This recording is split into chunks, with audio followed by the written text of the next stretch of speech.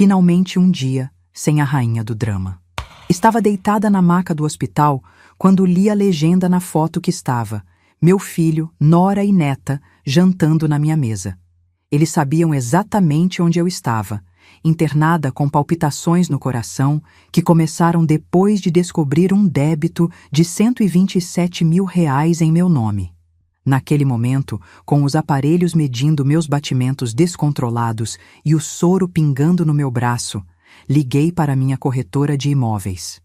Antes de continuar, me conta nos comentários de qual cidade você está acompanhando essa história e se já passou por algo parecido.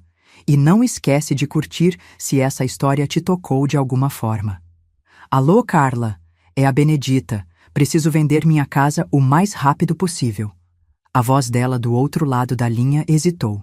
Dona Benedita? Mas a senhora não estava pensando em deixar ela para o David? E a senhora está bem? Sua voz parece... Estou ótima, querida. Nunca estive melhor na vida. Podemos nos encontrar amanhã? Meu nome é Benedita Santos Oliveira. Tenho 65 anos e morava, numa casa no Jardim Paulista, que comprei com meu falecido marido há 30 anos. Joaquim era bancário, eu era professora primária.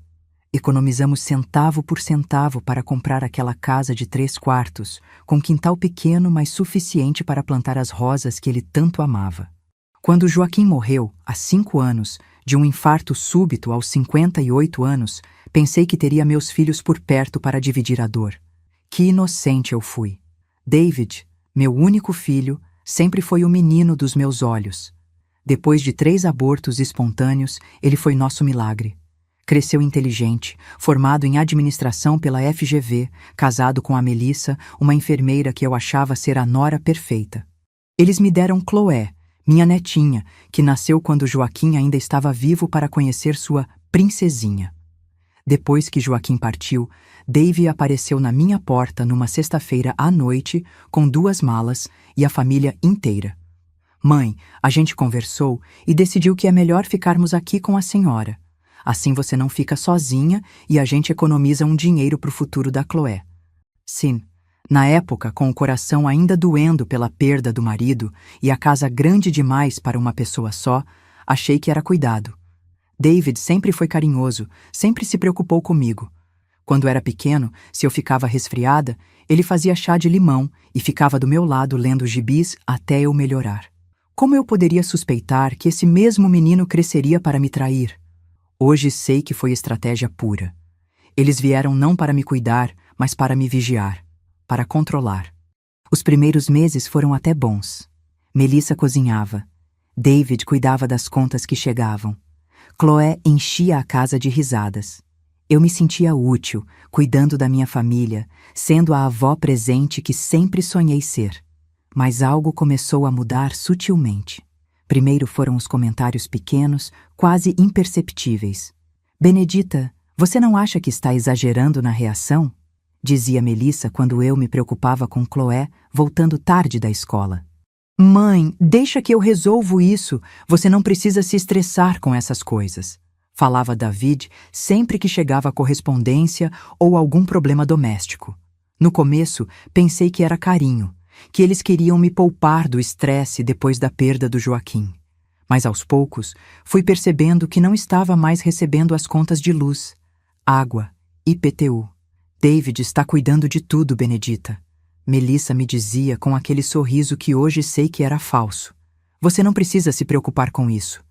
E eu, como uma tonta, achei que era sorte ter um filho tão dedicado. A primeira vez que desconfiei foi quando tentei ir ao banco resolver uma questão da minha conta poupança. Tinha uma movimentação estranha no extrato, um débito automático de R$1.200 que eu não reconhecia. Empréstimo pessoal consignado, dizia a descrição. Empréstimo? Eu nunca pedi empréstimo algum na minha vida. O gerente, seu Marcos, que me conhece desde 1992, ficou constrangido quando pedi o extrato completo. Dona Benedita, a senhora tem certeza que quer mexer nisso? O David não disse que a senhora estava meio esquecida ultimamente? Ele veio aqui pedindo para a gente não deixar a senhora fazer movimentações sozinha. Esquecida? Eu? A mulher que decorava de cabeça todos os aniversários da família, que gerenciava a casa sozinha há 5 anos? Seu Marcos, eu sou dona da minha conta, não preciso da autorização de ninguém. Peguei o extrato com as mãos trêmulas. Na calçada, sentei num banco e respirei fundo. O que David tinha ido fazer no banco? Que história era essa de eu estar esquecida? Em casa, corri para o meu quarto, que agora era só meu, já que David e Melissa ocupavam a suíte principal temporariamente, e espalhei todos os papéis na cama. O que vi me deixou gelada. Débitos que eu nunca autorizei, movimentações estranhas, uma conta conjunta que eu não lembrava de ter aberto. Quando questionei David naquela noite, ele me olhou com uma paciência exagerada, como se estivesse falando com uma criança. Mãe, você assinou esses papéis sim. Lembra que você estava meio aérea depois da morte do papai? Eu só estou te ajudando a organizar as coisas. Melissa do sofá completou. É Benedita, você tem andado muito confusa. Ontem mesmo esqueceu o gás ligado. Eu não lembrava de ter esquecido gás nenhum ligado. Mas será que... Comecei a duvidar de mim mesma. Será que o luto, a solidão, a idade estavam mesmo afetando minha memória? David pegou minha mão e disse com voz doce: Deixa que eu cuido de tudo, mãe. Você só precisa descansar. E você? O que faria se seu próprio filho te fizesse duvidar da sua sanidade mental? Os meses passaram e a sensação de estranheza só crescia como um tumor maligno dentro de mim. Parei de receber visitas. Benedita não está muito bem para visitas hoje. Ouvi a Melissa explicando no telefone para minhas amigas da igreja, da escola onde trabalhei, das vizinhas que conhecia há décadas. Dona Esperança, minha vizinha de 30 anos, apareceu na porta uma tarde perguntando por mim. Eu estava na cozinha preparando um bolo de cenoura, a receita que Joaquim adorava, quando escutei Melissa atendendo. Ah, Dona Esperança, que bom ver a senhora. A Benedita está descansando. Sabe como é, né? A idade, o luto, tem dias que ela não está muito lúcida. Não estava lúcida? Eu que estava ali do lado escutando cada palavra, com a mente mais clara que nunca. Saí da cozinha ainda com o avental sujo de farinha. Esperança, que alegria te ver. A cara de surpresa da minha vizinha foi evidente. Ela me olhou de cima a baixo, como se estivesse procurando sinais da tal confusão que Melissa havia sugerido. Benedita, minha querida, eu tentei te ligar várias vezes. Não recebi ligação nenhuma. Melissa, com aquele sorriso falso, interveio. Benedita, lembra que seu telefone quebrou? Eu disse que ia levar para consertar. Meu telefone não estava quebrado. Estava funcionando perfeitamente bem na gaveta da cozinha. Mas quando fui procurar depois que Dona Esperança foi embora, não estava mais lá. Também parei de sair sozinha. Toda vez que eu queria ir ao mercado, à farmácia, à igreja do bairro onde sempre fui, David aparecia com alguma desculpa. É perigoso, mãe. Você pode se confundir no trânsito. Deixa que a Melissa vai no mercado hoje. Você não precisa sair no sol. A missa está muito cheia. É melhor você ficar em casa descansando. Lentamente, como uma prisão que se constrói tijolo por tijolo, fui me tornando prisioneira na minha própria casa. E o pior de tudo, comecei a duvidar se não era mesmo melhor assim. Será que eles estavam certos? Será que eu realmente estava ficando confusa, esquecida, incapaz? O pior era com minha netinha. Chloé começou a me olhar de um jeito diferente, com uma mistura de pena e medo. Uma vez, quando tentei ajudá-la com a lição de casa, ela disse: Vovó, mamãe falou que você está doente da cabeça e não pode me ensinar as coisas certas. Doente da cabeça? Eu, que fui professora por 30 anos, que criou um filho, que administrei uma casa e uma família inteiras? Foi quando comecei a prestar atenção de verdade e percebi coisas que me arrepiaram. David mexia no meu computador quando eu não estava. Melissa respondia ligações que eram para mim, dizendo que eu estava indisposta. Papéis importantes sumiam da minha mesa e apareciam guardados para não me confundir. Uma tarde, fingi que estava cochilando na poltrona da sala. Aquela poltrona de couro marrom que Joaquim comprou quando David fez 15 anos. E escutei uma conversa que mudou tudo. Eles estavam na cozinha, sussurrando, achando que eu não podia ouvir. Mas minha audição, diferente do que eles gostariam, está perfeita. Quanto tempo ainda vai demorar? Perguntava Melissa, e pelo tom da voz percebi que estava impaciente. O advogado disse que mais 6 meses e a gente consegue a interdição. Com os laudos médicos que ele arrumou e o histórico de comportamento confuso que estamos documentando há quase 2 anos, vai ser fácil. O juiz nem vai questionar. Laudos médicos? Que laudos médicos? Eu mal ia ao médico, só nas consultas de rotina com o Dr. Henrique, meu geriatra, que sempre disse que eu estava em ótima forma para a idade. E a casa? Perguntou Melissa, com uma ansiedade na voz que me arrepiou. Quando eu tiver a tutela dela, posso fazer o que quiser. Vender, hipotecar, alugar. A velha nunca vai nem saber o que aconteceu. E com o dinheiro da venda, a gente compra aquele apartamento na Vila Madalena que você tanto quer e ainda sobra uma boa grana. A velha. Ele se referia a mim como a velha. Seu próprio pai se foi há 5 anos e ele chamava a mãe de a velha. Mas e se ela desconfia? Ontem ela fez algumas perguntas estranhas sobre as contas. Relaxa, a gente só precisa manter a pressão psicológica. Cada vez que ela tentar questionar alguma coisa, a gente fala que ela está confusa, que não lembra direito. Daqui a pouco, ela mesma vai acreditar que está ficando senil. E a Chloé? Ela tem percebido que a avó está diferente. A Chloé vai se acostumar. Criança esquece rápido. E quando a avó realmente precisar ir para um asilo, digo, uma residência especializada, vai ser melhor para todos. Asilo? Eles queriam me internar num asilo depois de roubar minha casa? Velha, tutela, interdição, asilo. As palavras ecoavam na minha cabeça como tiros. Meu próprio filho, a carne da minha carne, o bebê que eu carreguei 9 meses na barriga, que eu criei com tanto amor e dedicação, estava planejando me declarar louca para roubar tudo que eu construí com seu pai. E pior, estava usando minha neta como desculpa para isso. Ficaram mais alguns minutos conversando sobre detalhes do plano diabólico. Falaram sobre como iam convencer o juiz de que eu era um perigo para mim mesma. Como iam apresentar evidências do meu suposto declínio mental. Como iam fazer parecer que tudo era pelo meu próprio bem. Quando eles saíram da cozinha, continuei fingindo dormir até ter certeza de que não voltariam. Então, abri os olhos e encarei a realidade. Eu estava sozinha contra minha própria família. Naquela noite, não preguei o olho. Fiquei deitada, fingindo dormir, pensando em tudo que tinha acontecido nos últimos anos. Os sinais estavam todos lá. Eu só não quis ver. A mudança gradual do meu status de dona da casa para coitadinha que precisa de cuidados. A forma como me afastaram das decisões, das contas, dos amigos. Como me fizeram duvidar da minha própria mente. Mas eu não estava louca. Estava sendo manipulada. Na manhã seguinte, fingi normalidade. Tomei café, dei bom dia, ajudei Chloé com a mochila. Mas quando David saiu para trabalhar e Melissa foi deixar a menina na escola, fui direto para o quarto deles. Precisava de provas. E encontrei. Uma pasta cheia de documentos com minha assinatura. Algumas que eu não lembrava de ter assinado. Outras que eram claramente falsificadas. Laudos médicos de consultas que eu nunca fiz, relatando sintomas que eu nunca tive. Um projeto de interdição já redigido, esperando apenas ser protocolado. Minha netinha tinha razão sobre uma coisa. Eu estava doente. Doente de ser enganada.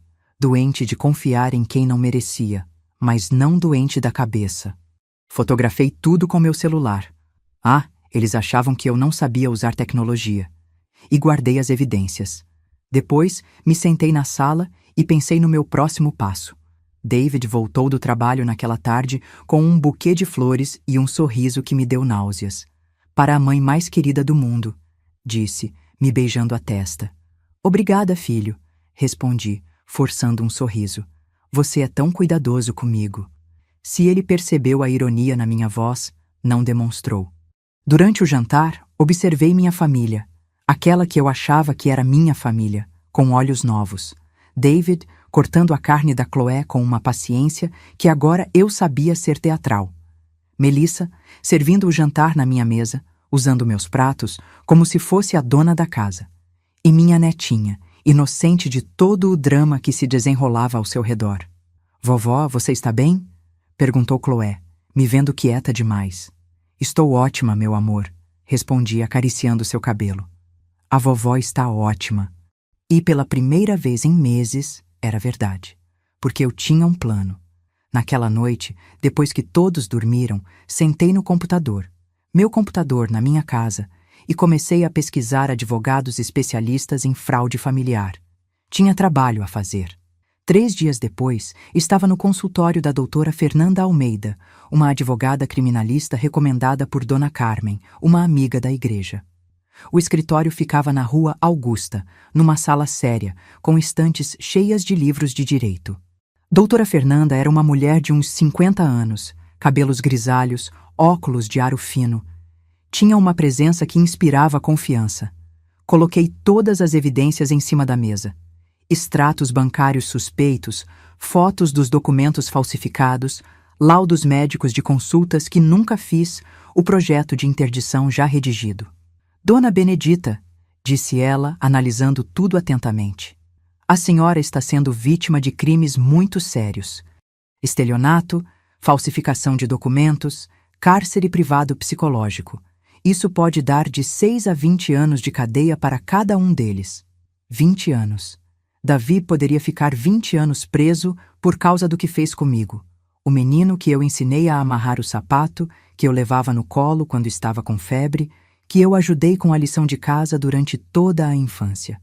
Doutora, o que mais me dói não é o dinheiro, não são nem os bens materiais. É que meu próprio filho... Como alguém consegue fazer isso com a própria mãe? Como ele consegue dormir à noite sabendo que está destruindo a mulher que o criou? Senti as lágrimas queimando meus olhos, mas não deixei que caíssem. Já tinha chorado demais por essa traição. Agora era a hora de agir. Ela me olhou com compaixão, mas também com a determinação de quem via esses casos com mais frequência do que eu gostaria de imaginar. Infelizmente, crimes contra idosos, especialmente os patrimoniais, estão aumentando muito no Brasil. E o pior é quando vem de dentro da própria família. Filhos, noras, sobrinhos, pessoas em quem confiamos cegamente. Mas a senhora foi muito inteligente em coletar essas provas. Temos material suficiente para reverter toda essa situação e ainda processá-los criminalmente. E minha neta? Chloé vai ficar bem? Ela vai entender quando descobrir que os pais dela... Minha voz falhou. Como explicar para uma criança de 7 anos que o papai e a mamãe são criminosos? Que tentaram roubar a vovó? Esse é nosso maior desafio, Dona Benedita. O bem-estar da menor sempre será prioridade do juiz, mas considerando que os pais estão cometendo crimes graves e usando a própria filha como instrumento de chantagem emocional, bem, temos precedentes legais favoráveis para pleitear a guarda temporária para a senhora. A guarda de Chloé? Eu poderia ter minha netinha de volta, longe daquela toxicidade, daquela mentira constante? Saí daquele escritório 2 horas depois com uma mistura de alívio e tristeza pesando no peito. Alívio porque finalmente alguém acreditava em mim, porque finalmente tinha encontrado alguém que via a situação pelo que realmente era: um crime. Tristeza porque teria que destruir a vida do meu filho para salvar a minha. Mas na verdade, pensando bem, David já tinha escolhido destruir a minha vida. Eu só estava reagindo, me defendendo. Era legítima defesa emocional e financeira. Caminhando pela Rua Augusta naquela tarde, observando o movimento normal das pessoas, trabalhadores voltando do almoço, estudantes saindo da universidade, mães com carrinhos de bebê, tive uma sensação que não experimentava há meses: esperança. Pela primeira vez desde que tudo começou, eu tinha um plano. E pela primeira vez, não era eu contra eles. Era eu com alguém contra eles. O plano da doutora Fernanda era simples, mas eficaz. Primeiro, reverteríamos todas as procurações fraudulentas e recuperaríamos o controle das minhas contas bancárias. Depois, moveríamos as ações criminais. E por último, mas não menos importante, cuidaríamos da questão da guarda de Chloé. A senhora precisa entender que isso vai gerar um escândalo familiar enorme. Ela me alertou antes de eu sair. Quando começarmos a mover as ações, não há volta. Eles vão saber que a senhora descobriu tudo e podem tentar pressões emocionais muito fortes. Olhei para ela com uma serenidade que nem eu sabia que ainda possuía. Doutora, minha família já acabou no dia em que meu filho decidiu me roubar e me trair. Agora, eu só vou tornar isso oficial. E você? O que faria se descobrisse que as pessoas que mais ama no mundo estão conspirando para te destruir? A primeira coisa que fizemos foi ir ao banco na segunda-feira de manhã. Eu, acompanhada da doutora Fernanda e de um oficial de justiça que ela trouxe. Seu Marcos quase desmaiou quando nos viu entrando na agência. A cara de pânico dele disse tudo o que eu precisava saber sobre o que David tinha realmente conversado com ele. Dona Benedita, que surpresa! A senhora não avisou que vinha hoje. Não preciso avisar ninguém para entrar no meu próprio banco, seu Marcos. Esta é minha advogada, doutora Fernanda Almeida, e precisamos reverter todas as procurações que foram feitas em meu nome sem minha autorização real. Doutora Fernanda colocou uma pasta cheia de documentos na mesa dele. Era impressionante como ela mudava de postura. Comigo era maternal e compreensiva, mas ali, defendendo meus direitos, virou uma leoa. Gerente, temos aqui perícia grafotécnica que comprova falsificação de assinatura, além de laudos médicos atestando plena capacidade mental da nossa cliente. Precisamos de todos os documentos que foram apresentados pelo filho dela nos últimos 2 anos. Seu Marcos estava suando frio. Chamou o subgerente, depois o gerente-geral. Em 40 minutos, estava tudo resolvido. Todas as procurações canceladas, todas as contas bloqueadas voltaram ao meu controle. Todos os empréstimos fraudulentos foram contestados. Mas o melhor ainda estava por vir. Seu Marcos, eu disse com uma voz que nem eu sabia que ainda tinha. O senhor vai ligar para meu filho agora, na minha frente, e vai dizer exatamente isto. David, sua mãe esteve aqui hoje com a advogada dela e cancelou todas as procurações. As contas estão bloqueadas e ela quer falar com o senhor urgentemente. Dona Benedita, eu não sei se... Ligue, agora. Ele ligou. David atendeu no segundo toque. Claro, quando se trata de dinheiro, ele sempre foi rápido para atender. Alô, David. Aqui é o Marcos, do banco. Olha, sua mãe esteve aqui hoje com uma advogada e cancelou todas as procurações que você fez. As contas estão todas bloqueadas e ela quer falar com você urgentemente. Mesmo do outro lado da mesa, consegui ouvir David gritando no telefone. Como assim cancelou? Ela não tem capacidade para isso. Eu tenho os laudos médicos. Pois é, mas ela trouxe outros laudos e uma perícia grafotécnica também. Silêncio do outro lado da linha. Um silêncio que valia mais que 1000 palavras. Quando cheguei em casa naquela tarde, David e Melissa estavam me esperando na sala. Os dois com caras de poucos amigos, mas tentando disfarçar com sorrisos forçados. Oi, mãe, disse David, se levantando para me abraçar como sempre fazia. Mas dessa vez, eu me afastei. Não me toque. Mãe, o que está acontecendo? O Marcos ligou dizendo umas coisas estranhas sobre advogada, procurações canceladas. Você não está bem, está? Melissa completou, com aquela voz melosa que eu agora sabia ser venenosa. Benedita, você nos assustou. Saiu de casa sem avisar. Foi ao banco sem nos consultar. Isso não é normal. Normal? Eles queriam falar sobre normal? Sentem-se, eu disse, apontando para o sofá. Nós vamos ter uma conversinha. Eles se entreolharam, mas se sentaram. Chloé estava na escola, graças a Deus. Não queria que ela presenciasse o que estava para acontecer. Peguei minha bolsa e tirei de lá uma pasta com cópias de todos os documentos que tinha encontrado. Coloquei em cima da mesa de centro, bem na frente deles. Reconhecem isso? David pegou os papéis e sua face foi empalidecendo conforme folheava. Melissa tentou espichar o pescoço para ver, mas já estava nervosa. Mãe, eu posso explicar. Pode? Então explica, David. Explica como você falsificou minha assinatura 17 vezes. Explica como você abriu empréstimos em meu nome sem eu saber. Explica como você conseguiu laudos médicos de consultas que eu nunca fiz. Vai, filho. Estou esperando a explicação. Melissa tentou intervir. Benedita, você não está entendendo direito. O David só estava tentando ajudar, organizar suas coisas. Cala a boca! Gritei, e foi a primeira vez em décadas que levantei a voz daquele jeito. Não fala comigo sobre não entender as coisas direito. Vocês dois passaram 2 anos me fazendo acreditar que eu estava ficando louca, me isolando dos meus amigos, me tratando como inválida mental, tudo para poder roubar minha casa. David tentou se aproximar de mim, mas eu me afastei. Mãe, não foi bem assim. Não foi bem assim? Então me conta como foi, David.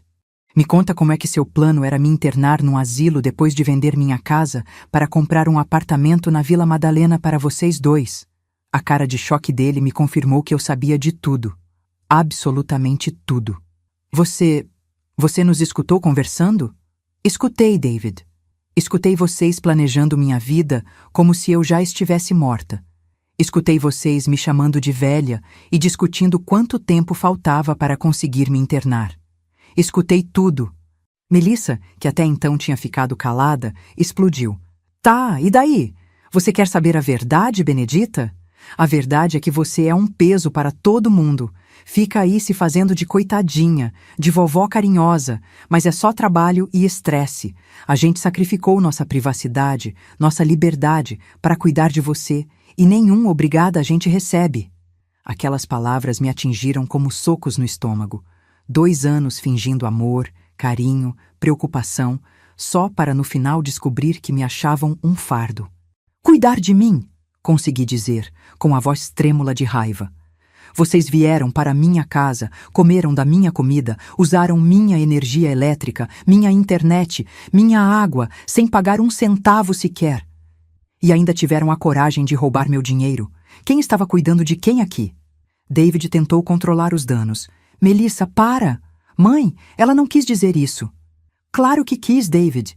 E sabe de uma coisa? Estou até aliviada de saber a verdade. Prefiro 1000 vezes saber que vocês me odeiam do que continuar vivendo na mentira de que me amavam. Levantei-me e fui até o aparador onde eu guardava alguns documentos importantes. Peguei um envelope que tinha deixado lá de propósito. David, você quer tanto essa casa? Pois bem, ela foi vendida hoje de manhã. O quê? Os dois gritaram ao mesmo tempo. Vocês me escutaram. A casa foi vendida para uma família jovem que vai morar aqui com os 3 filhos pequenos. Eles vão dar muito amor para essa casa, coisa que vocês claramente não conseguem. Você não pode ter feito isso. Melissa estava histérica. Onde a gente vai morar? E a Chloé? Ah, agora vocês se preocupam com a Chloé? Porque pelo que escutei na conversa de vocês, ela ia se acostumar quando eu fosse internada. Mãe, você não pode vender a casa sem nos avisar. A gente morava aqui, tem direitos. Que direitos, David? Esta casa está no meu nome. Eu paguei por ela com meu dinheiro e do seu pai. Vocês nunca pagaram nenhum boleto sequer. E agora descobri que ainda por cima estavam me roubando. Mostrei o contrato de venda para eles. A cara de desespero nos rostos deles quase me deu pena. Quase. A família vai assumir a casa na segunda-feira que vem. Vocês têm 1 semana para arrumar as coisas de vocês e sair. E você vai para onde? Perguntou David, ainda tentando processar a informação. Isso não é da sua conta. O que importa é que vocês não vão mais poder me usar, me roubar, me manipular. Acabou. Melissa começou a chorar. Lágrimas de raiva, não de tristeza. Você está sendo cruel, Benedita. A gente tem uma filha pequena. Você vai jogar sua própria neta na rua? Essa foi a gota d'água. Como eles tinham coragem de usar minha netinha como escudo depois de tudo que fizeram? Eu estou sendo cruel? Eu? Vocês passaram 2 anos me roubando, me humilhando, me fazendo duvidar da minha sanidade mental, planejando me internar num asilo, e eu que estou sendo cruel? Caminhei até ficar bem na frente deles. E quanto a Chloé, vocês deveriam ter pensado nela antes de decidir roubar a avó que ela tanto ama, porque agora ela vai saber exatamente que tipo de pais tem. Você não vai contar nada para a Chloé. David estava desesperado agora. Não vou precisar contar, David. Na semana que vem, quando a Polícia Civil vier aqui com um mandado de prisão de vocês dois, ela vai descobrir sozinha. O silêncio que se seguiu foi ensurdecedor. David ficou branco como papel. Melissa parou de chorar na mesma hora. Mandado de prisão? David mal conseguiu articular as palavras. Claro. Vocês acharam que eu ia só recuperar meu dinheiro e fingir que nada aconteceu? Estelionato, falsificação de documentos, apropriação indébita, cárcere privado. São crimes, David, crimes graves, e vocês vão responder por eles. Mãe, pelo amor de Deus, pensa na Chloé. Se a gente for preso, o que vai acontecer com ela? Agora vocês se lembram que tem uma filha?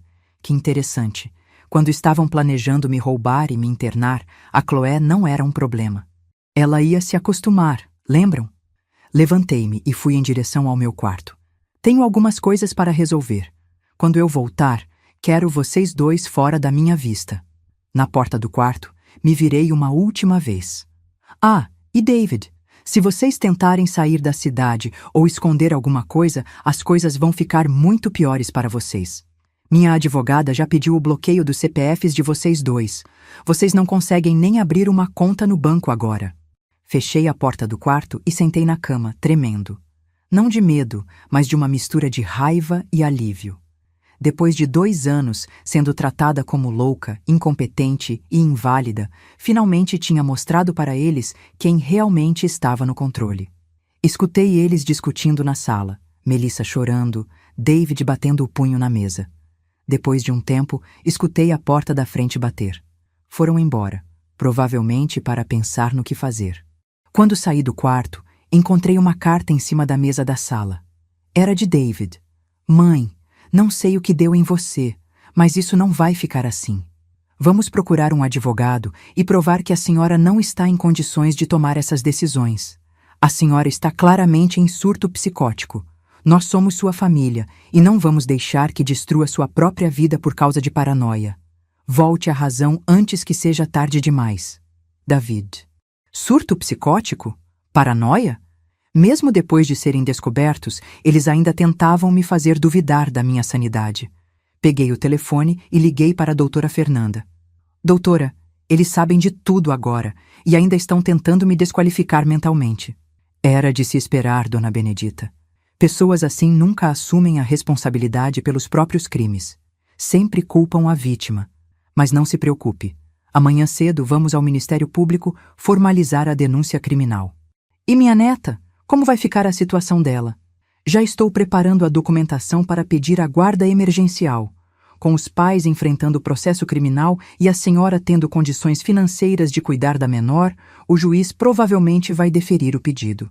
Desliguei o telefone e fiquei olhando pela janela da sala. Lá fora, a vida seguia normal.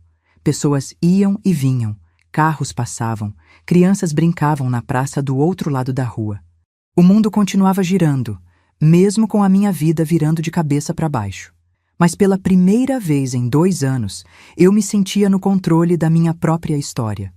Chloé chegou da escola às 5 da tarde, como sempre.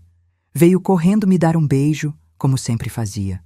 Meu coração apertou, pensando no que ela teria que passar nos próximos dias. Vovó, onde estão papai e mamãe? Eles tiveram que sair para resolver algumas coisas, meu amor. Que tal a gente fazer um bolo de chocolate enquanto eles não voltam? Fizemos o bolo juntas. E por algumas horas, consegui fingir que tudo estava normal. Ela me contou sobre a aula de educação física, sobre a briga que teve com uma coleguinha, sobre o namoradinho que queria dar um beijinho nela. Coisas normais de criança, coisas que me faziam esquecer momentaneamente do inferno que estava vivendo. Quando estava anoitecendo, David e Melissa voltaram. Cumprimentaram Chloé normalmente, mas não dirigiram uma palavra sequer para mim. Durante o jantar, o clima estava pesado. Chloé percebeu, obviamente. Por que vocês estão tão quietos? Aconteceu alguma coisa? Não aconteceu nada não, princesa, disse David, forçando um sorriso. Papai e mamãe só estão cansados. E a vovó também está estranha. Vocês brigaram? Antes que alguém pudesse responder, eu falei. Chloé, meu amor, às vezes os adultos têm problemas para resolver. Mas isso não tem nada a ver com você. Você é a coisa mais importante do mundo para todos nós. Era verdade. Pelo menos para mim, ela era realmente a coisa mais importante. E era por isso que eu não podia deixar que crescesse numa casa cheia de mentiras e crimes. Depois do jantar, quando Chloé foi para o quarto dela fazer a lição de casa, David tentou mais uma vez conversar comigo. Mãe, a gente precisa conversar, com calma, sem brigas. Não temos nada para conversar, David. Mãe, por favor. Eu sei que a gente errou, que fez coisas que não deveria ter feito. Mas somos sua família. A gente pode resolver isso sem envolver a justiça, sem destruir todo mundo. Família? Consegui rir, mas foi um riso amargo. Família não rouba uns dos outros, David. Família não engana, não manipula, não faz chantagem emocional. Vocês perderam o direito de se chamarem de minha família no dia em que decidiram me tratar como uma idiota incapaz. Mas a Chloé vai ficar bem. Melhor até. Vai crescer longe de pais que são capazes de roubar uma idosa indefesa. Vai aprender valores de verdade, não essas lições de desonestidade que vocês estavam dando para ela. Você não tem direito de tirar nossa filha da gente. Não vou tirar coisa nenhuma. Vocês que se colocaram nessa situação. Quando decidiram cometer crimes graves, deveriam ter pensado nas consequências. E você? Será que conseguiria manter a firmeza se sua própria família te implorasse perdão depois de te trair tão profundamente? David saiu da sala batendo o pé, e Melissa foi atrás dele. Escutei eles discutindo no quarto, ele querendo fugir da cidade, ela dizendo que isso só ia piorar as coisas. Depois de um tempo, tudo ficou silencioso, mas eu não consegui dormir. Fiquei a noite inteira pensando no dia seguinte, quando iria ao Ministério Público formalizar a denúncia que ia destruir a vida do meu próprio filho, pensando na cara de Chloé quando descobrisse que os pais dela eram criminosos, pensando se estava fazendo a coisa certa ou se estava sendo movida apenas pela sede de vingança. Mas todas as vezes que a dúvida batia, eu me lembrava da conversa que escutei na cozinha, da frieza com que eles planejaram minha destruição, da forma como usaram minha neta como escudo emocional. E aí a dúvida passava. Eles escolheram esse caminho. Eu só estava reagindo. Na manhã seguinte, David e Melissa saíram cedo e voltaram só na hora do almoço. Tinham contratado um advogado, um homem baixinho, de bigode, que veio em casa tentar me convencer a pensar melhor sobre as acusações. Dona Benedita, entendo a revolta da senhora, mas processar a própria família vai trazer sofrimento para todos, especialmente para sua netinha. Não seria melhor conversarmos e chegarmos a um acordo? Doutor, respondi com toda a paciência que consegui reunir. Meu filho me roubou R$127.000. Falsificou minha assinatura 17 vezes. Tentou me fazer passar por louca para me internar num asilo e roubar minha casa. Que tipo de acordo o senhor acha que seria justo aqui? Bom, eles poderiam devolver o dinheiro, fazer um tratamento psicológico. O dinheiro já foi devolvido pelo banco quando cancelamos os empréstimos fraudulentos. Quanto ao tratamento psicológico, eles vão ter muito tempo para pensar na cadeia. O advogado saiu de casa 20 minutos depois, claramente frustrado. Eu tinha certeza de que David e Melissa tinham prometido algum pagamento mirabolante para ele, dinheiro que não tinham e nunca teriam. Às 14h, eu e doutora Fernanda estávamos no Ministério Público. A promotora que nos atendeu, doutora Carla Mendes, era uma mulher séria, de uns 40 anos, especializada em crimes contra idosos. Dona Benedita, infelizmente casos como o seu estão se tornando cada vez mais comuns. Filhos que se aproveitam da confiança dos pais idosos para cometer crimes patrimoniais. Mas raramente temos provas tão consistentes quanto as que a senhora trouxe. Assinei a denúncia criminal contra David e Melissa. 2 nomes que eu havia escolhido para meu filho e nora, 2 nomes que eu tinha pronunciado com amor por anos, agora estavam num papel como réus de um processo criminal que eu mesma tinha movido. Os mandados de prisão preventiva devem sair até sexta-feira, disse a promotora. E o pedido de guarda da menor também já foi encaminhado ao juiz da vara da família. Saí daquele prédio com uma sensação estranha. Não era exatamente vitória, não era exatamente justiça. Era mais como alívio. O alívio de quem finalmente parou de ser vítima e decidiu lutar de volta. Mas a guerra ainda não tinha acabado.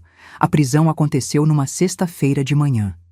Eu estava levando Chloé para a escola quando vi 2 viaturas da Polícia Civil estacionadas na minha porta. O coração acelerou, mas não de medo. Era uma mistura estranha de alívio e dor. Finalmente estava acontecendo. Vovó, por que tem polícia na nossa casa? Perguntou Chloé, apertando minha mão com força. Eles vieram conversar com papai e mamãe sobre umas coisas importantes, meu amor. Vamos embora para a escola? Mas eu quero saber o que está acontecendo. Peguei ela no colo. Estava ficando grande demais para isso, mas ainda cabia, e caminhei na direção oposta da casa. Às vezes os adultos precisam resolver problemas complicados, Chloé. E quando isso acontece, é melhor as crianças ficarem longe até tudo se resolver. Na escola, conversei com a diretora, Dona Márcia, uma mulher compreensiva que conhecia nossa família há anos. Dona Benedita, aconteceu alguma coisa? A senhora parece preocupada. Os pais da Chloé estão passando por uma situação difícil. É possível que nos próximos dias ela fique um pouco abalada. Peço que tenham paciência com ela. Não contei os detalhes. Ainda não era hora. Mas sabia que em breve toda a escola, todo o bairro, toda a cidade saberia o que David e Melissa tinham feito. Quando voltei para casa, os policiais ainda estavam lá. David e Melissa estavam sendo conduzidos para a viatura, algemas nos pulsos. A imagem do meu filho sendo preso na minha frente foi como um soco no estômago. Por mais preparada que eu achasse que estava, ver aquela cena foi devastating. David me viu e gritou: Mãe, mãe, pelo amor de Deus, não deixa isso acontecer, eu sou seu filho. Melissa estava chorando descontroladamente. Benedita, pensa na Chloé, o que você vai falar para ela? O delegado, um homem sério de uns 50 anos, se aproximou de mim. A senhora é Benedita Santos Oliveira? Sou eu. Sou o delegado Roberto Silva. Os mandados foram cumpridos. Eles vão ser levados para a delegacia para a autuação e depois para o presídio. A senhora precisa vir conosco para formalizar alguns documentos. Na delegacia, assinei mais papéis, prestei depoimento, respondi perguntas. Tudo muito formal, muito frio. Era estranho como a justiça transformava uma tragédia familiar em procedimentos burocráticos. Dona Benedita, disse o delegado, pela gravidade dos crimes e pelo valor envolvido, dificilmente eles vão conseguir liberdade provisória. Provavelmente ficarão presos até o julgamento. Senti um aperto no peito. Por mais que eles merecessem, era difícil aceitar que meu filho ia dormir numa cela de prisão. E minha neta? Como fica a situação dela? O conselho tutelar já foi acionado. Como a senhora já tem pedido de guarda temporária tramitando, provavelmente a menor ficará sob seus cuidados até a resolução do processo. Quando saí da delegacia, eram 2 da tarde. Em 5 horas, minha vida tinha mudado completamente. David e Melissa estavam presos. Chloé ia saber a verdade sobre os pais, e eu ia ter que criar uma criança de 7 anos sozinha aos 65 anos de idade. Fui buscar Chloé na escola mais cedo. Ela veio correndo como sempre, mas parou quando viu meu rosto. Vovó, você chorou? Seus olhos estão vermelhos. Venha cá, meu amor. Precisamos conversar. No caminho para casa, tentei encontrar as palavras certas. Como explicar para uma criança que os pais dela são criminosos? Como contar que eles tentaram roubar a avó que ela ama? Como falar que eles vão ficar muito tempo longe? Quando chegamos em casa que não era mais nossa, que seria entregue aos novos donos na segunda-feira, sentei com ela na sala. Chloé, você lembra que eu disse que papai e mamãe estavam resolvendo problemas importantes? Lembro. E aí? Bem, eles fizeram algumas coisas erradas. Coisas muito sérias. E quando adultos fazem coisas erradas assim, eles precisam pagar por isso. Que tipo de coisas erradas? Respirei fundo. Não havia forma suave de dizer aquilo. Eles pegaram dinheiro que não era deles. Pegaram o dinheiro da vovó sem permissão. E quando alguém faz isso, a polícia vem e leva a pessoa para a cadeia. O rostinho dela se transformou. Primeiro confusão, depois medo, depois uma tristeza que me partiu o coração. Papai e mamãe estão na cadeia? Estão, meu amor. Mas eles são meus pais. Pais não vão para a cadeia. Ela começou a chorar.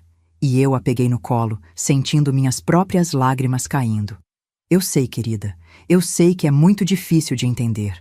A vovó também está muito triste. Quando eles voltam? Essa foi a pergunta que eu mais temia. Vai demorar bastante, Chloé. Talvez alguns anos. Alguns anos? Ela se afastou de mim, gritando: Eu quero meus pais! Eu quero meus pais agora! Ela correu para o quarto e bateu a porta. Escutei ela chorando, gritando, quebrando coisas. Meu coração estava despedaçado. Por mais que David e Melissa merecessem tudo o que estava acontecendo, Chloé era inocente. Ela não tinha culpa de nada, mas estava pagando o preço mais alto de todos. Esperei 1 hora antes de ir até ela. Bati na porta devagar. Chloé, posso entrar? Silêncio. Meu amor, eu sei que você está com raiva. Você tem todo o direito de estar. Mas a vovó está aqui e sempre vai estar aqui para você. Vai embora. Eu não quero falar com você. Aquelas palavras doeram mais que qualquer coisa que David e Melissa tinham me feito. Mas eu entendi. Na cabeça dela, eu era a culpada. Eu tinha mandado os pais dela para a cadeia. E talvez ela estivesse certa. Naquela noite, Chloé não jantou, não saiu do quarto, não falou comigo. Eu fiquei do lado de fora da porta dela, escutando ela chorar e me perguntando se tinha feito a coisa certa. Será que valia a pena ter justiça se o preço era a dor da minha neta? No sábado de manhã, ela saiu do quarto com os olhos inchados de tanto chorar. Vovó, eu posso visitar papai e mamãe? Claro que pode, meu amor. Mas tem regras para visitas na prisão. A gente precisa se cadastrar, esperar a liberação. Quero ir hoje. Hoje não vai dar, Chloé. Mas segunda-feira a gente vai na delegacia saber como funciona, pode ser? Ela assentiu, mas não me olhou nos olhos. O fim de semana foi o mais difícil da minha vida. Chloé mal falava comigo. Não queria brincar. Não queria assistir seus desenhos favoritos. Ficava no quarto, deitada, olhando para o teto. Eu tentava conversar, mas ela me respondia apenas com monossílabos. Na segunda-feira, fomos entregar a casa para os novos proprietários. Era uma família jovem. Lucas e Marina, com 3 filhos pequenos. Eles estavam radiantes de felicidade, falando sobre os planos para a casa, sobre onde iam colocar os móveis, sobre a festa de inauguração que iam fazer.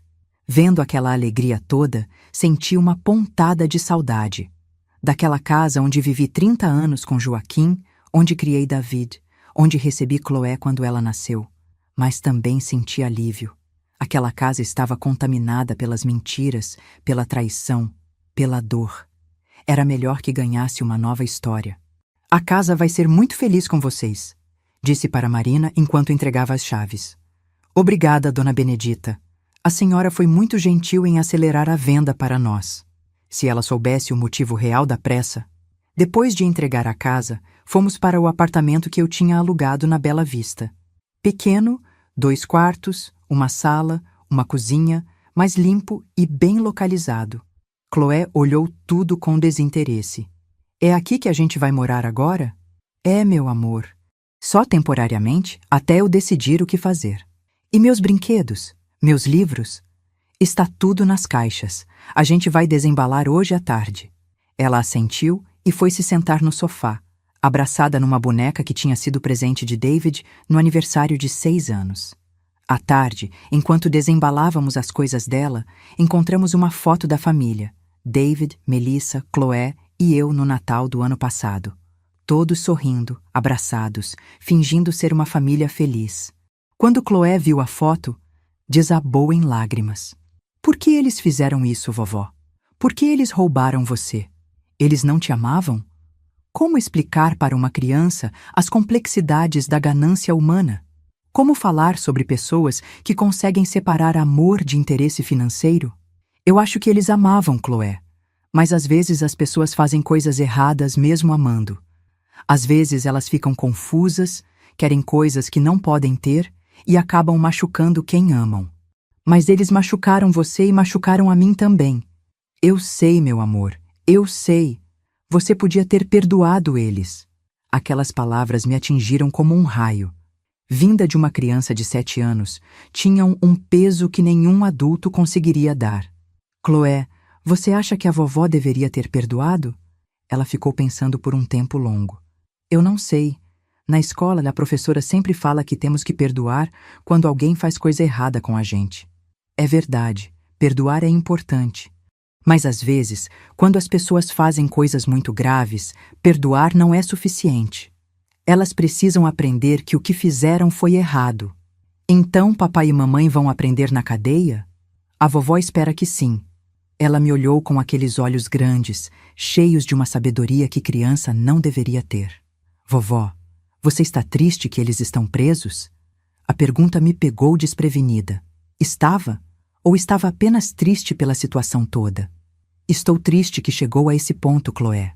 Estou triste que eles escolheram fazer coisas erradas em vez de conversar comigo sobre os problemas. Estou triste que você está sofrendo por causa disso. Mas você não está triste que eles estão presos? Era impossível mentir para aqueles olhos. Uma parte de mim está aliviada, meu amor, porque agora ninguém mais pode me machucar do jeito que eles me machucaram. E uma parte de mim está triste, porque eu ainda amo seu pai, mesmo depois de tudo. Ela assentiu como se entendesse perfeitamente. Eu também amo eles, mesmo estando com raiva.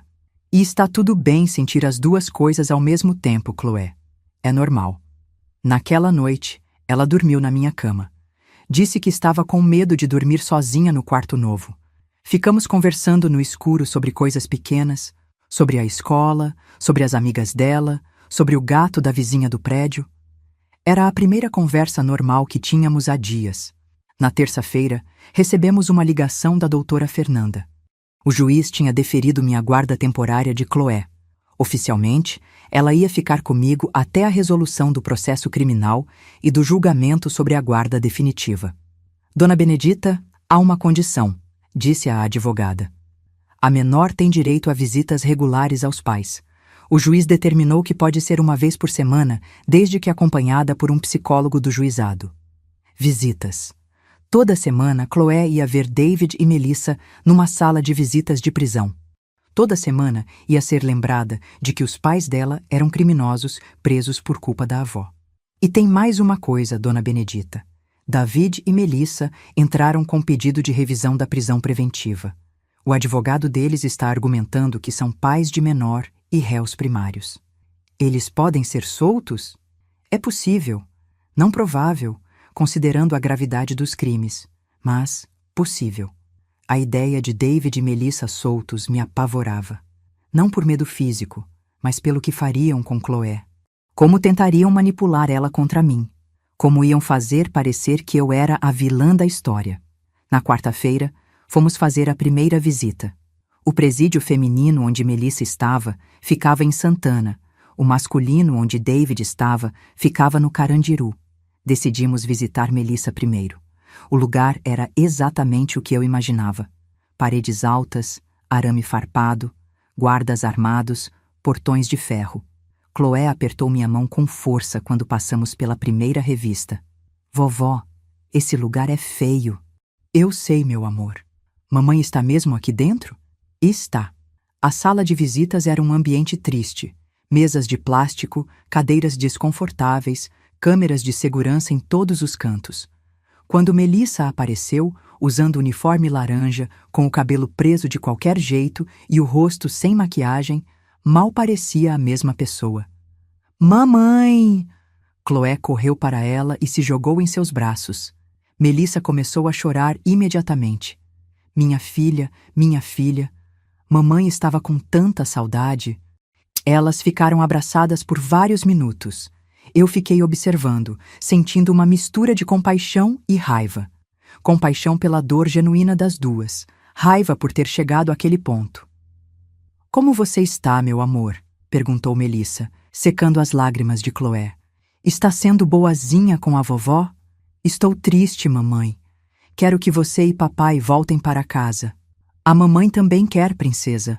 Muito, muito mesmo. Então Melissa me olhou. E por um momento vi nos olhos dela algo que nunca tinha visto antes. Remorso genuíno. Benedita, eu... Não, Melissa, aqui não. Na frente dela, não. Ela assentiu e voltou a atenção para Chloé. Conta para a mamãe como está sendo na escola nova. Ficamos lá por 1 hora. Chloé contou sobre o apartamento, sobre os novos coleguinhas, sobre a professora que era mais legal que a anterior. Melissa escutava tudo com atenção, fazendo perguntas, interessada de verdade. No final da visita, quando fomos embora, Chloé chorou no carro inteiro. Vovó, mamãe parecia muito triste. Ela está triste mesmo, meu amor. Ela vai ficar bem? Vai, Chloé. As pessoas são mais fortes do que imaginamos. E papai? Como ele está? Na quinta-feira fomos visitar David. O presídio masculino era ainda mais intimidador que o feminino. Chloé ficou ainda mais assustada, se grudando em mim durante toda a revista e o trajeto até a sala de visitas.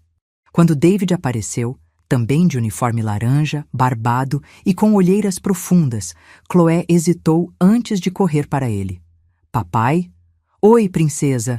Vem cá, vem dar um abraço no papai. Ele a pegou no colo e a cobriu de beijos. Estava chorando antes mesmo dela se aproximar. Papai está com uma cara diferente, disse Chloé, tocando o rosto barbado dele. É que aqui não tem espelho bom para o papai se barbear direito, ele explicou, tentando sorrir.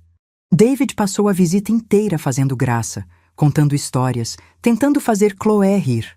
Era doloroso vê-lo se esforçando tanto para parecer bem, quando era óbvio que estava despedaçado. Quando ela foi ao banheiro com a psicóloga que nos acompanhava, David me olhou com uma seriedade que não via há muito tempo. Mãe, eu sei que não tenho direito de pedir nada, mas cuida bem dela, por favor. Pela primeira vez desde que tudo começou, vi meu filho de verdade naquela fala. Não o homem ganancioso que tinha tentado me roubar, mas o pai preocupado com a filha. Ela é minha neta, David. É claro que vou cuidar bem dela. Mãe, eu sinto muito, por tudo. Não sei o que deu em mim, David, pare, não fala isso aqui, na frente dela. Depois, quando tudo isso passar, se você quiser conversar de verdade, a gente conversa. Ele assentiu, limpando os olhos com as costas da mão. Você acha que ela vai me perdoar? No futuro, quando ela entender tudo?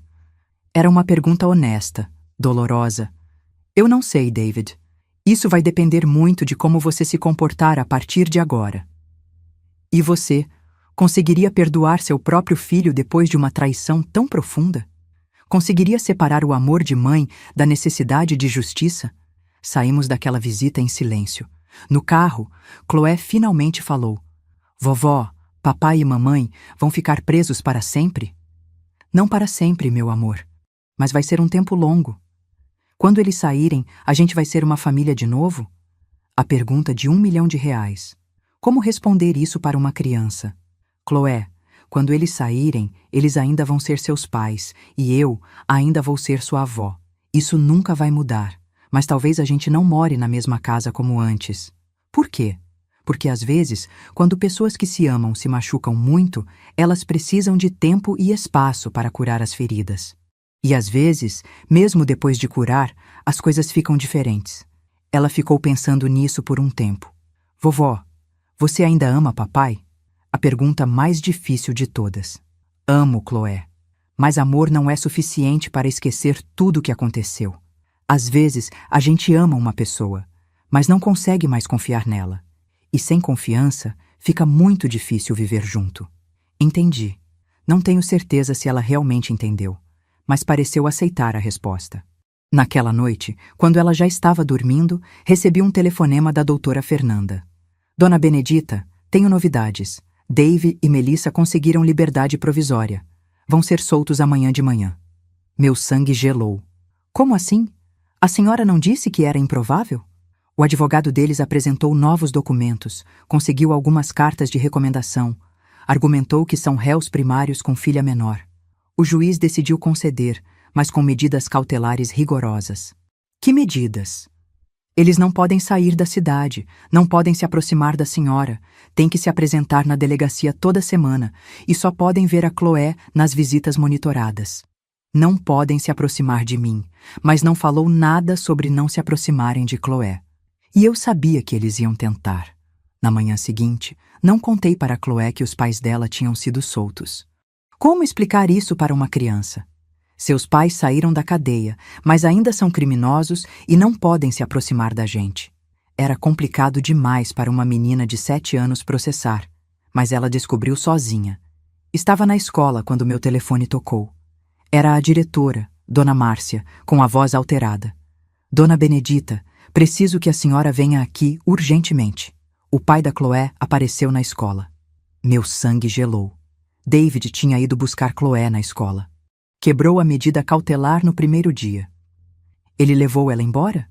Não, porque nós não deixamos. Mas ele está aqui na portaria, insistindo que tem direito de ver a filha. Está causando um escândalo. Outros pais estão se assustando. A Chloé está no meu escritório chorando. Saí correndo do apartamento. No táxi, liguei para a doutora Fernanda. Doutora, Dave foi na escola buscar Chloé.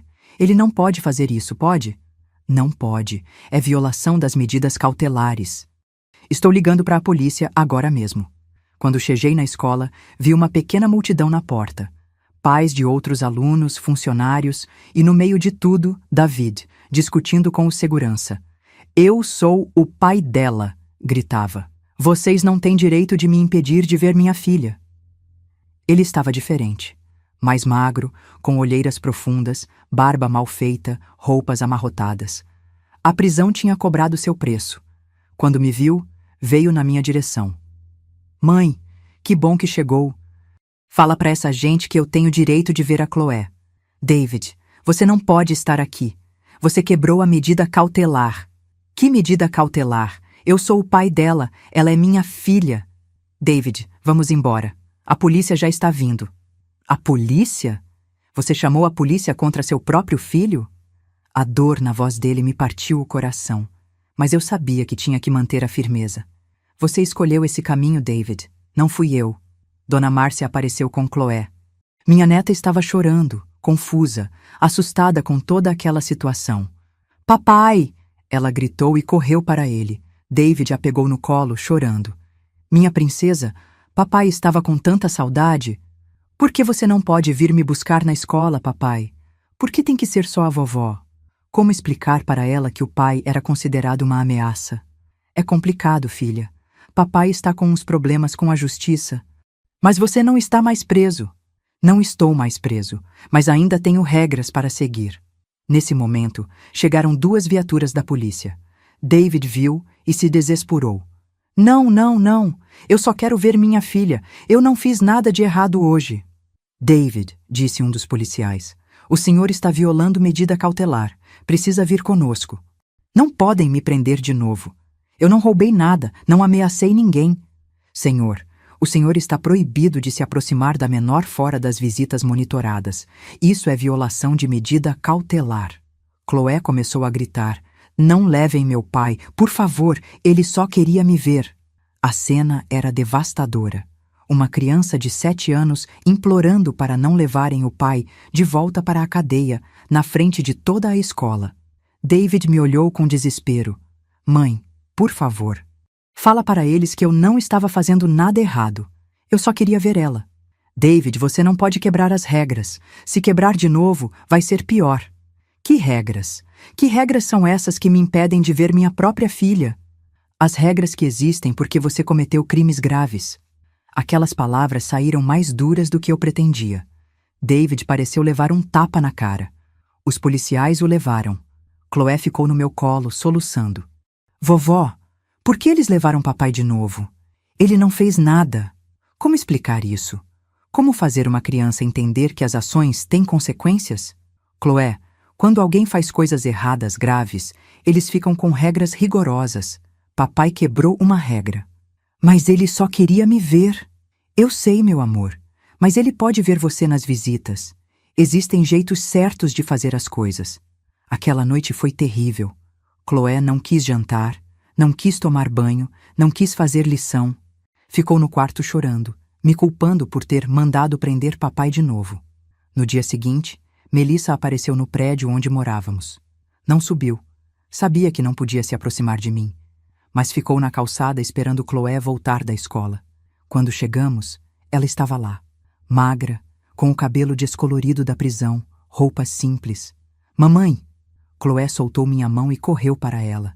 Elas se abraçaram ali na calçada, as duas chorando. Minha filha, como eu estava com saudade. Mamãe, por que você não pode subir lá em casa? Porque a vovó não quer que eu suba, meu amor. Eu me aproximei. Melissa, você não pode estar aqui. Estou na rua pública, Benedita. Não estou fazendo nada ilegal. Tecnicamente, ela estava certa. A medida cautelar dizia que ela não podia se aproximar de mim, mas não especificava a distância exata. Mamãe, vem lá em casa. A gente tem um apartamento novo. Eu não posso, princesa. A vovó não deixa. Por que, vovó? Por que você não deixa a mamãe ir lá em casa? Eu estava numa situação impossível. Na frente da minha neta, sendo pintada como a vilã que não deixava ela ver os pais. Chloé, mamãe pode te ver nas visitas organizadas pela justiça. Mas eu quero que ela veja meu quarto novo. Melissa aproveitou a deixa. Eu também quero ver, meu amor, mas a vovó não deixa. Por que você não deixa, vovó? 65 anos de vida e nunca me senti tão perdida. Como explicar para uma criança as complexidades legais de uma situação como essa? Porque existem regras, Chloé. Regras bobas. Melissa ficou ali na calçada por 2 horas, conversando com Chloé através da grade do prédio, contando histórias, fazendo ela rir. Eu observava da janela, sentindo uma mistura de raiva e pena. Quando anoiteceu, Melissa finalmente foi embora, não sem antes prometer para Chloé que voltaria no dia seguinte. Vovó, disse Chloé naquela noite, por que você não gosta mais da mamãe e do papai? Não é que eu não goste deles, meu amor. Então, por que você não deixa eles ficarem com a gente? Como explicar isso sem destruir a imagem que ela tinha dos pais? Chloé, às vezes quando pessoas que se amam fazem coisas muito feias umas para as outras, elas precisam ficar separadas por um tempo. Mas eles podem ficar comigo e não ficar com você. A inocência dela me partia o coração. Não funciona assim, querida. Eu sou sua responsável legal agora. O que é isso?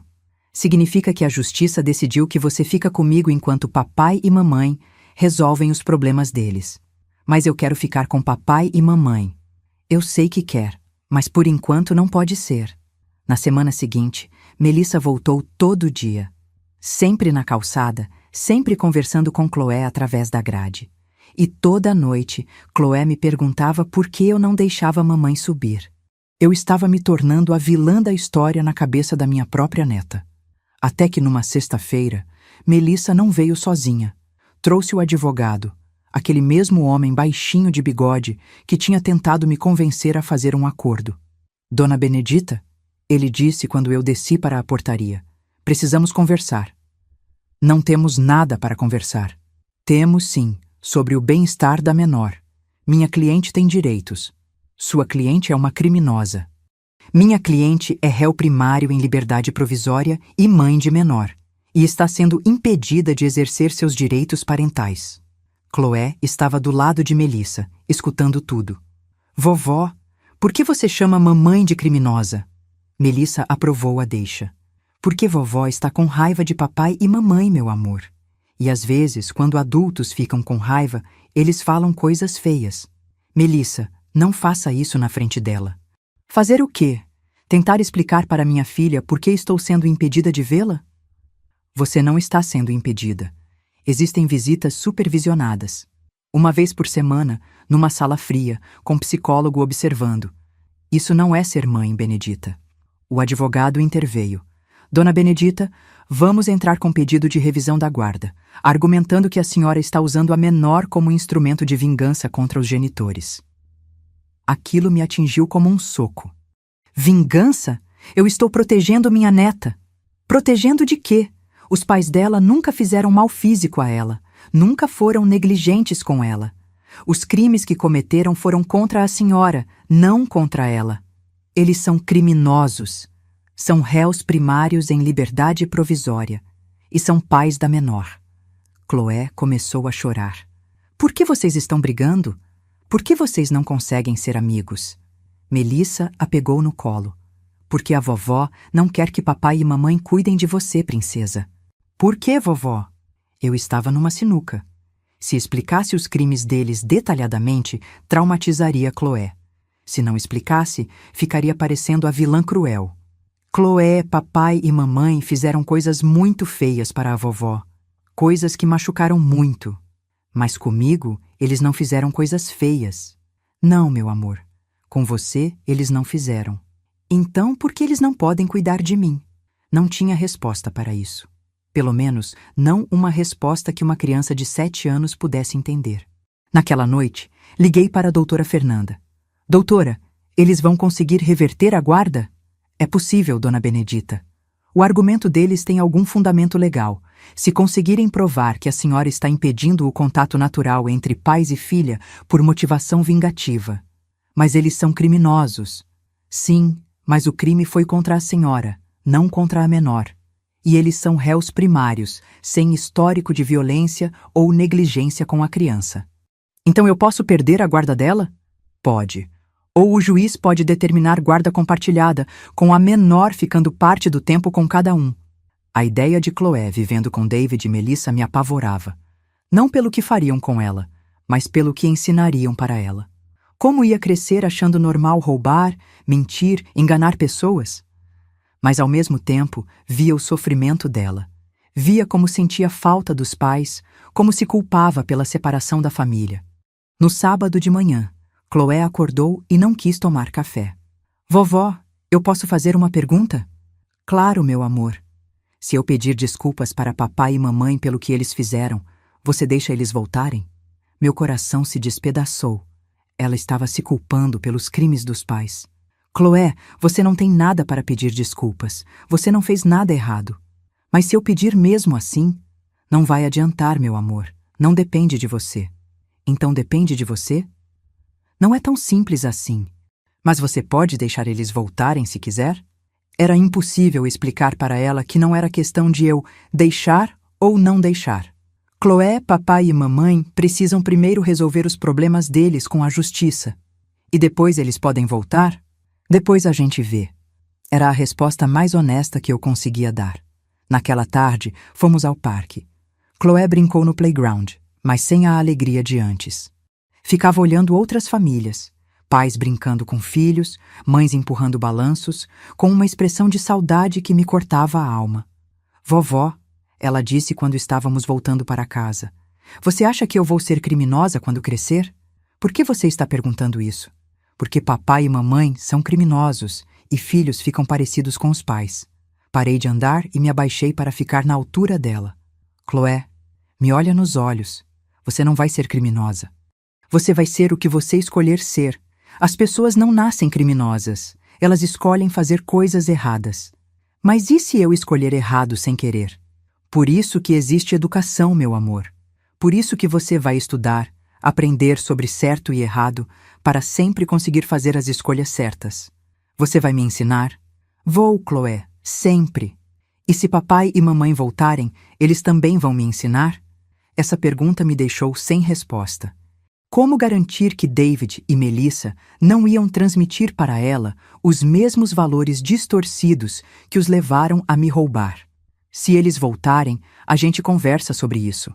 Na semana seguinte, o advogado de David e Melissa entrou com o pedido de revisão da guarda. A alegação era que eu estava usando Chloé como instrumento de vingança, impedindo o contato natural entre ela e os pais. Doutora Fernanda me explicou que teríamos uma audiência na quinta-feira.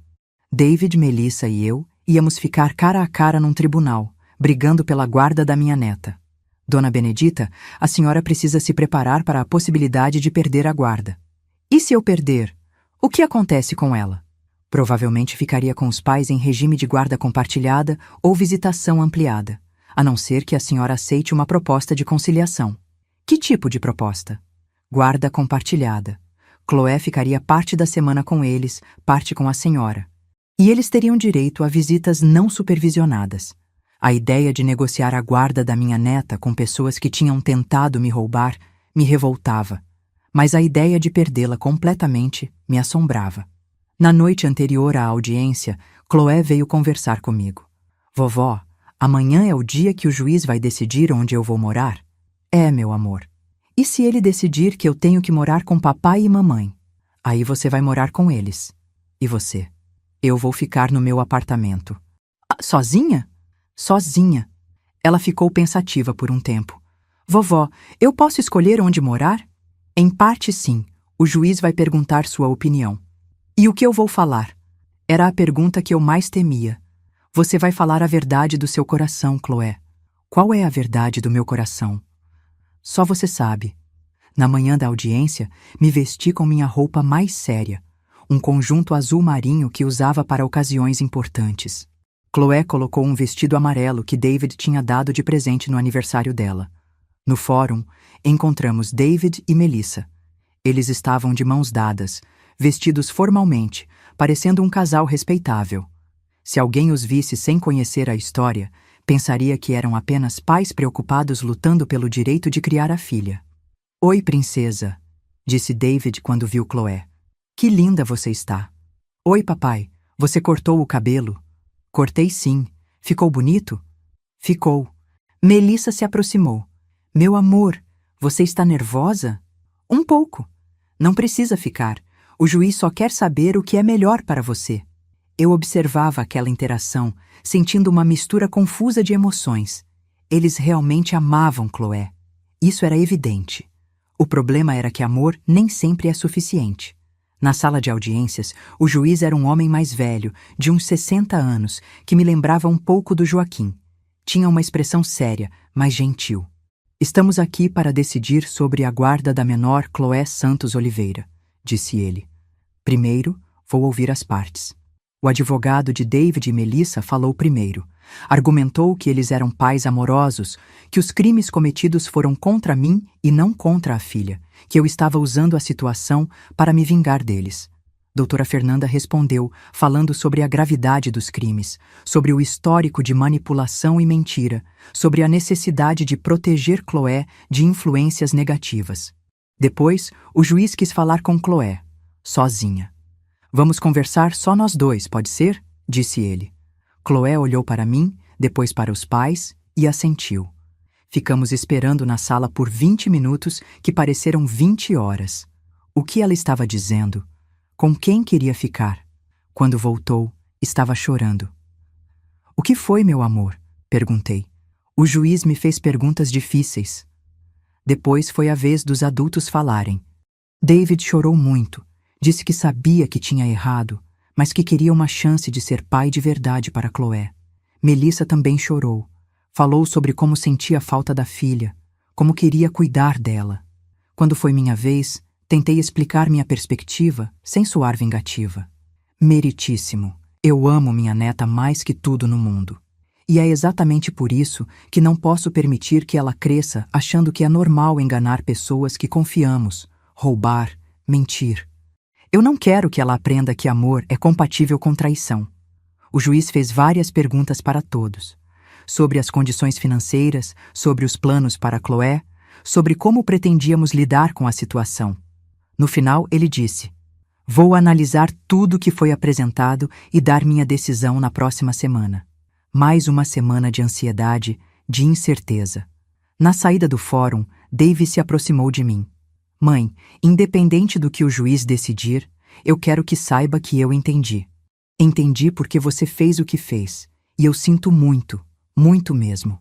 Pela primeira vez desde que tudo começou, vi arrependimento genuíno nos olhos dele. "David, o que você e Melissa fizeram comigo foi terrível, mas o que mais me machuca é ver Chloé sofrendo por causa disso." "Eu sei. E se eu pudesse voltar no tempo? Mas não pode. A gente só pode lidar com as consequências." Melissa se aproximou também. "Benedita, eu também sinto muito. A gente se perdeu, se deixou levar pela ganância e acabou machucando todo mundo." Era estranho receber pedidos de desculpas depois de tanto sofrimento, mas não mudava nada. As feridas ainda estavam abertas. Uma semana depois, voltamos ao fórum para ouvir a decisão do juiz. Após analisar cuidadosamente todas as evidências e depoimentos, disse ele, "Decido pela guarda compartilhada.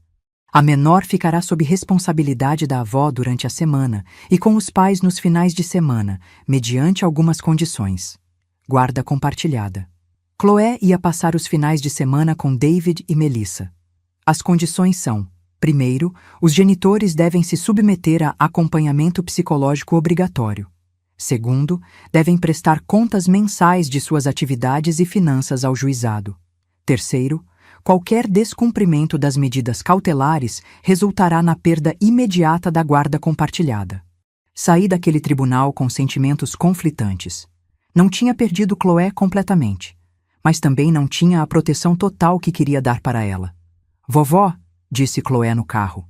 Isso significa que eu vou ver papai e mamãe todo fim de semana? Significa. E durante a semana fico com você? Fico. Está bom assim. Para ela, talvez estivesse bom. Para mim, ainda era preocupante. Mas talvez fosse isso que eu precisasse aprender, que não podia proteger Chloé de tudo. Que às vezes, a melhor proteção é ensinar a pessoa a se proteger sozinha. Nos meses seguintes, a guarda compartilhada funcionou. David e Melissa buscavam Chloé na sexta-feira à noite e traziam no domingo à noite.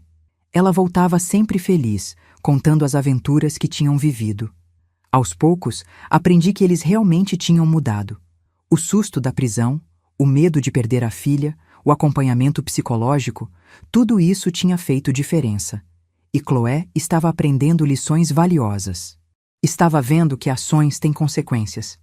Que mesmo pessoas que amamos podem errar feio. Que famílias podem se quebrar e se reconstruir de formas diferentes. 1 ano depois, quando o processo criminal finalmente foi julgado, David e Melissa foram condenados a 2 anos de prisão em regime aberto. Não precisaram voltar para a cadeia, mas tiveram que prestar serviços comunitários e continuar o acompanhamento psicológico. Na saída do tribunal, David veio falar comigo. Mãe, eu quero que saiba que a gente aprendeu a lição. A gente sabe que o que fizemos foi imperdoável. David, perdoar é um processo longo, mas eu estou trabalhando nisso. E Chloé? Chloé está bem. Está aprendendo que a vida é complicada, mas que sempre tem jeito de consertar. Obrigado por não desistir da gente completamente. Vocês são a família dela, David. Por mais que tenham me machucado, são os pais dela. Hoje, 2 anos depois, estou escrevendo essa história no meu apartamento na Bela Vista. Chloé está no quarto fazendo lição. Ela está com 9 anos agora, mais madura, mais sábia sobre o mundo.